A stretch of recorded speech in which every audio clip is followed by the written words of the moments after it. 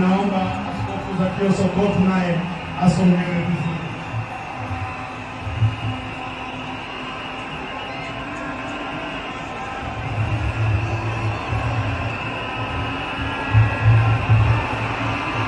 Haya, tufunge macho, tuombe Mwenyezi Mungu amebariki nchi.